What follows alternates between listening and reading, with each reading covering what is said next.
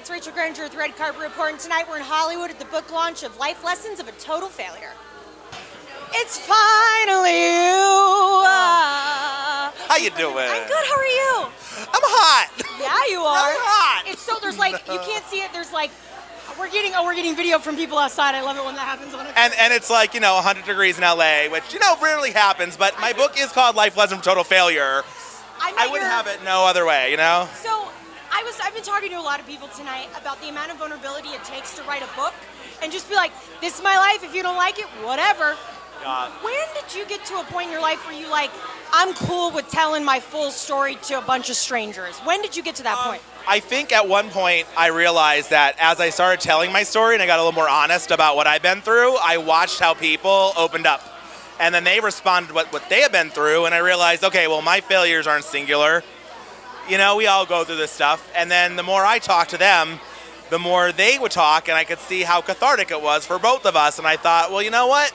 If I was in all this pain, there's probably so many other people that are in this pain, and that's what kills me. I don't want people to ever think that, they're the only ones. We're all a hot mess in our own way. And I think that is one of the things that happens when you are in LA or just when you watch, life on social media is created to perpetuate illusions. And that's so painful and isolating for people who are all of us. And I always say, Facebook is what you put on there for people to feel that you're better than them. I mean, no one is It's a curated image. It's right. not real. You're just trying to show this illusion. And I mean, yeah, there are those people that are like, oh, my life is so blah, blah, blah. They're at the other end of the spectrum, though. Yeah, they're the other end. So the thing is, people who are going through hard times and they see all this make-believe, they don't see that we're all going through the same thing. Yeah, I've been through several times in my life where I was dealing with depression and suicide and stuff. And I remember feeling isolated and alone because I looked at Facebook and I was like, everyone seems to have it together. I guess I'm alone. I guess I'm unlovable. You know what I'm saying? But that's where it starts at.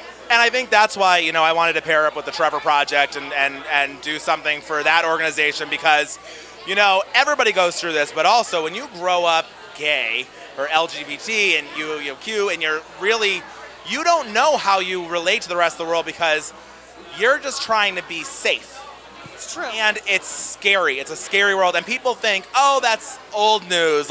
It's okay now. Well, no, it's not. I am a 30-something-year-old man, and I still look over my shoulder. Look at Orlando. These kids need to realize that they're okay. There's people that will support them. They'll be there, and that's why the Trevor Project is so good, I actually attended a Trevor Project carpet days after I came out by to my mom, and I remember feeling like I sent her the message, and I was like, so are we is this a weird thing now?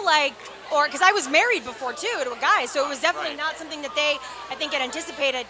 But I remember going to the Trevor Project carpet and talking about it, and everybody had the same story, and the answers were all over the board. And how great that you are putting your transparent struggle out there for people to go, oh my God, me too. And that's the thing. I mean, me too, right? Those are the key words. Me too. We all have done it. We're all there. We've all had these ups and downs, and you just got to embrace it and roll with it, because what else are you going to do? Are you just going to roll over and cry? Right. It's not fair? Or are you going to say, yeah, you too, me too, us too, Yeah. It's like you have failures that are big that you really have to let sink in, and then you have little ones. I had this big event tonight, and I'm sweating like a pig on the red carpet. What are you going to do? What are you going to do? We're human. I'm hot. Sorry. Nice to meet you. But what's funny is that right there that's what people want.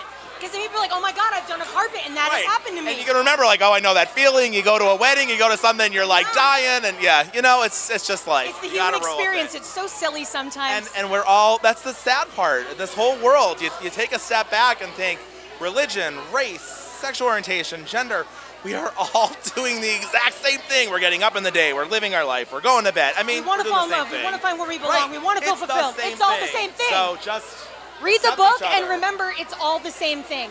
You're not alone in any of this. Not alone. We're all doing the best we can. Seriously. I always say we're tripping into each next day hoping we don't fall. That's it, That's the best way to put it. Congrats, I'm so excited. Thank you so much for coming. I really appreciate it. No, I am too. It's fine. Yeah. Thanks for watching, and if you like what you've seen here, hit like, subscribe, and in the comments below, tell me what's the hardest thing you've had to overcome.